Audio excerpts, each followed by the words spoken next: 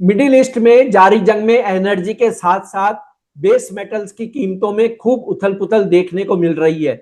Energy में crude oil खासकर कमाई के खूब मौके दे रहा है, तो डर भी कम नहीं है। एनर्जी और बेस मेटल्स पेक पर कैसे करें ट्रेड, इस पर बात करेंगे कमोडिटी समाचार सिक्योरिटीज के को फाउंडर और रिसर्च हेड अंकित कपूर से। मैं हूं कमल शर्मा। अंकित जी, आपका स्वागत है मोलतोल में। जी नमस्कार सर।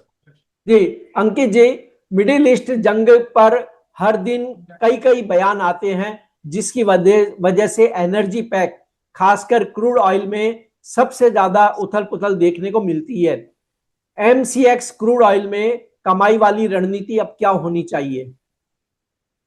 सर देखिए, आपने बात करी है सबसे पहले तो कि जिस तरह से स्टेटमेंट्स निकल के आ रहे हैं, एक स्टेटमेंट आता है कि डील होने वाली है, दूसरी तरफ से स्टेटमेंट आता है कि हम अब बातचीत ही नहीं करना चालू करते हैं, अब बातचीत ही पूरी तरह से बंद कर देंगे।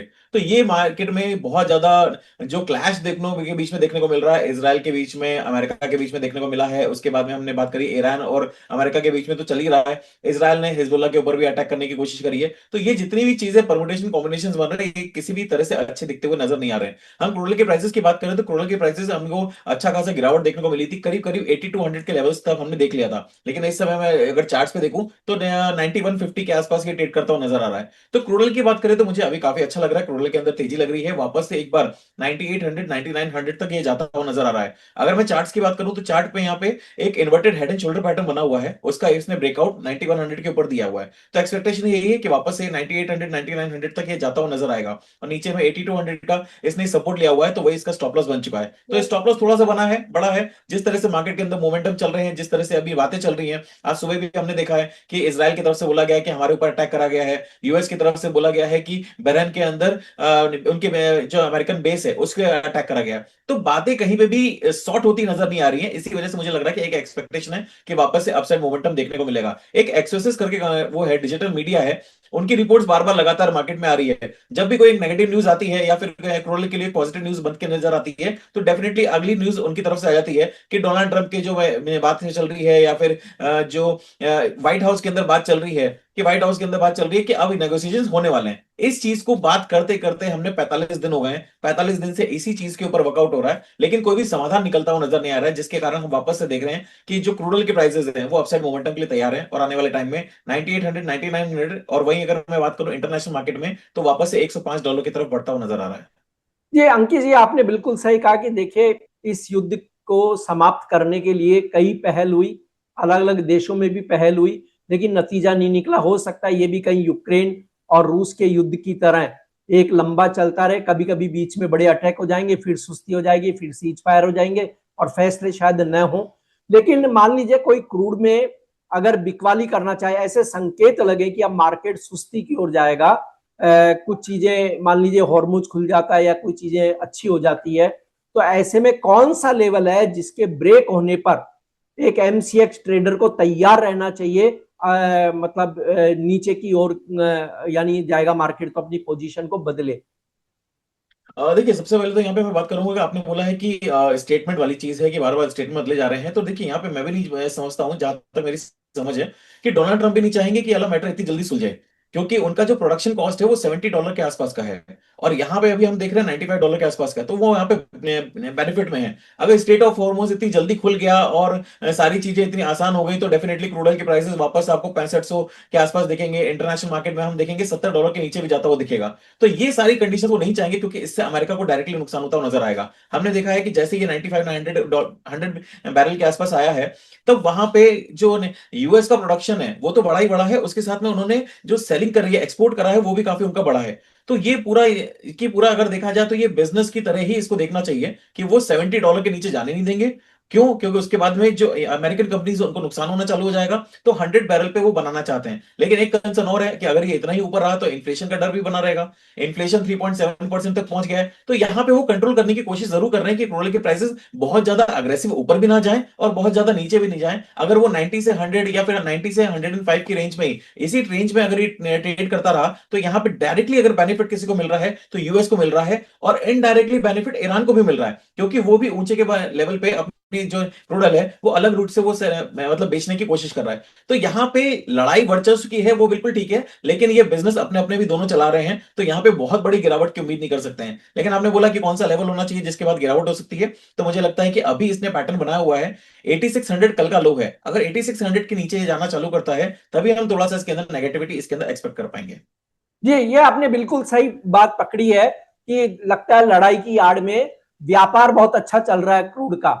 और अब बात हम कर लें अंकित जी नेचुरल गैस की, जो एनर्जी पैक का दूसरा लिस्टेड कमोडिटी है। एक ट्रेडर को आप क्या सलाह देंगे, इसमें बड़ी तेजी की उम्मीद कब करें, या अभी ये सुस्ती जैसा ही बना रहेगा, रेंज बाउंड मतलब?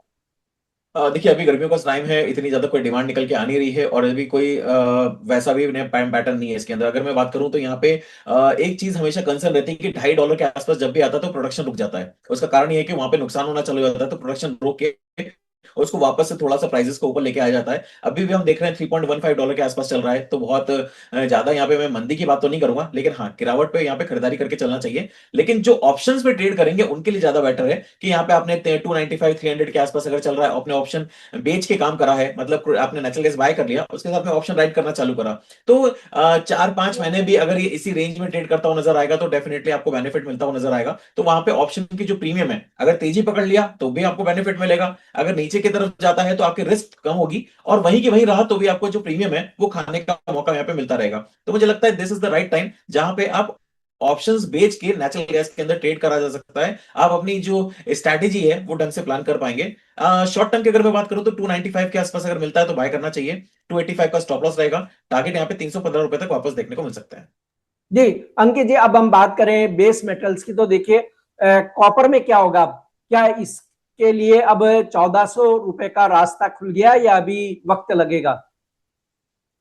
देखिए 1400 बहुत दूर नहीं है, लेकिन वक्त लगेगा। जितना तेजी होनी थी नीचे से इसने वापस से तेजी पकड़ी थी, तो स्ट्रेंथ इतनी मिलती नजर नहीं आ रही है। ऊपर के लेवल पे आज हमने देखा 1386 तक गया था, वापस से आज थोड़ा सा गिरावट देखने को मिली है। तो क्रूड ऑयल की प्राइसेस अगर मैं देख रहा हूं कि मैंने बात करी, क्रूड ऑयल प्राइसेस में inverted hand and shoulder pattern बना हुआ है। अब वो पैटर्न के हिसाब से 98 9900 तक जाएगा, तो अगर वो तेजी पकड़ेगा तो डेफिनेटली गोल्ड हो, सिल्वर हो, या फिर अदर बेस मेटल्स हो, उसके अंदर आपको गिरावट देखने को मिलेगी। तो यहाँ पे जितने भी ट्रेडर्स हैं उनको कॉशियस रहना चाहिए ऊपर के लेवल पे, और ऊपर के लेवल पे खरीदारी करने से बचना चाहिए। स्पेशली हम कॉपर की बात करें, जिंक की बात करें, लेड की बात करें, इन सारी चीजों के ऊपर के लेवल पे खरीदारी से बचना चाहिए। अ, अंकित जी, जिंक में क्या लगता है? क्योंकि जिंक ने भी देखिए कल बहुत एक अच्छी मजबूती तक बना ली थी, हालांकि अभी थोड़ी सुस्ती है। ट्रेडर को आप क्या राय देंगे, लेवल्स कौन से ध्यान में रखें? देखिए मैं अगर लेवल्स की बात करूं तो यहाँ पे मैं अब पोजिशनल बाइंग की बात नहीं करूंगा। हम देख रहे हैं जिंक में धीरे धीरे करके आज 375 के आसपास ट्रेड करता हुआ नजर आ रहा है, तो धीरे धीरे इसने 200-300 रुपए के आसपास चल रहा था, ₹75 की तेजी आ गई है। अब यहाँ से स्लगिशनेस इसको देखने को मिल रही है, तो इंटरडे ट्रेड की बात अलग करूंगा, लेकिन अगर मैं पोजिशनल बात करूंगा तो मुझे लगता है कि अब यहाँ पे फ्रेश ऊंचे भाव पे नई खरीदारी करके काम नहीं करना चाहिए। ट्रेडर्स को थोड़ा सा इंतजार करना चाहिए, एक बार ये 365 360 का लेवल वापस से टच करता हुआ नजर आ सकता है। अब यहाँ पे अगर बात करें किसी ने खरीदारी कर रखी है, किसी ने भी अगर खरीदारी करके रखी है, ₹369 का स्टॉप लॉस स्ट्रिक्टली मेंटेन करके चलेंगे। 359 के नीचे जाता है तो फर्दर डाउनसाइड पैनिक और देखने को मिल सकता है। तो यहाँ पे केवल जिन्होंने पुरानी खरीदारी करके रखी हुई है उनके लिए 369 का स्टॉप लॉस है, नई खरीदारी से यहाँ पे बचना चाहिए। जी, और एल्यूमिनियम भी देखिए जो इंटरनेशनल मार्केट में काफी उसने अच्छी पकड़ बनाई। एल्यूमिनियम को लेकर के क्या लेवल्स ध्यान में रखने चाहिए? सर बहुत टाइम पहले मेरी आपसे बात हुई थी, आज से करीब 4-5 महीने पहले जब हमारी बात हुई थी, तो मैंने उस समय एल्यूमिनियम 299 300 के आसपास चल रहा था। तब एक बात थी कि एल्यूमिनियम के प्राइसेस ₹400 तक जा सकते हैं। आज हम देखेंगे कि एल्यूमिनियम के प्राइसेस 397 का हाई लगाने के बाद में आज थोड़ा सा करेक्शन ले रहे हैं। अब यहाँ पे राइजिंग वेज का एक पैटर्न बन रहा है। अगर ये इसने की क्लोजिंग, अगर एल्यूमिनियम की क्लोजिंग 397 के ऊपर होती है, मैं फिर बोल रहा हूं, अगर एल्यूमिनियम की क्लोजिंग 397 के ऊपर होती है तो फिर हम इसके अंदर फ्रेश अपसाइड रैली की बात करेंगे। नहीं तो मुझे लगता है कि अब यहाँ पे ट्रेडर्स को भी कॉशियस होना चाहिए। पहले ₹380 का स्टॉप लॉस था, अब जो स्टॉप लॉस है वो रिवाइज करके 388 रुपए का स्टॉप लॉस आप स्ट्रिक्टली मेंटेन करके रखिए। जिन्होंने भी पोजिशनल बाइंग करके रखा हुआ है, नई खरीदारी पे डेफिनेटली मैं सारे बेस मेटल्स में बोलूंगा कि ऊपर के लेवल पे थोड़ा सा बचना चाहिए, क्योंकि क्रूड ऑयल की प्राइसेस तेज लग रही हैं। अगर क्रूड ऑयल की प्राइसेस अपसाइड मोमेंटम देता है तो मेटल्स के अंदर आपको दबाव देखने को मिलेगा।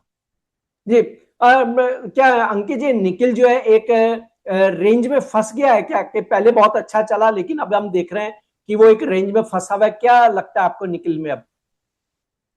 देखिए निकल की अगर मैं बात करूं तो जैसे एल्यूमिनियम की इन्वेंट्री देखिए लगातार गिर रही है, इन्वेंट्री की जो है लगातार गिरावट देखने को मिली है। उसका सबसे बड़ा रीजन एक ही रहा है, क्योंकि सप्लाई कंसर्न है। वहीं अगर मैं बात करूं निकल की, तो निकल के अंदर भी सेम कंडीशंस निकल के आ रही, हम देख रहे हैं एक रेंज में ट्रेड करता हुआ नजर आ रहा है। यहाँ पे 1880 का एक मेजर रेजिस्टेंस है। निकल फिर भी हो सकता है थोड़ा सा पॉजिटिव लग रहा है, लेकिन अभी मैं इसके अंदर जब तक ब्रेकआउट नहीं देगा तब तक मैं बाइंग नहीं करूंगा। 1880 का लेवल है, 1880 का लेवल जिस दिन इसने ब्रेक कर दिया, आप मान के चलिएगा 200 से 250 रुपए की एक बड़ी तेजी इसके अंदर देखने को मिल सकती है। अगर किसी ने खरीदारी कर रखी है तो यहाँ पे 1770 का स्टॉप लॉस स्ट्रिक्टली मेंटेन करेंगे। जी, 1880 के लेवल पे खास ध्यान रखें। और अंत में लेड की भी हम बात कर लें, जिसने देखिए 200 रुपए के लेवल को तोड़ा और बहुत लंबे समय कंसोलिडेशन रहा, कई साल शायद। तो अब क्या आप लेड पे राय देंगे? देखिए लेड एक ऐसी कमोडिटी है जो 180 से लेके 190 के बीच में बहुत लंबे समय तक ये कंसोलिडेट करता रहा। उसके बाद में इसने ब्रेकआउट अच्छा दिया और आज हम देख रहे हैं 207 रुपए के आसपास ट्रेड कर रहा है। शॉर्ट टर्म में एक करेक्शन देखने को मिल सकता है, हो सकता है कि ये आपको 203 रुपए के आसपास वापस नजर आए, लेकिन 203 रुपए के आसपास अगर नजर आता है तो वापस एक इसके अंदर पोजिशनल बाइंग बनेगी। अगर हम देखें लेड के अंदर, तो आने वाले टाइम में इसके अंदर डिमांड भी बढ़ती नजर आ रही है।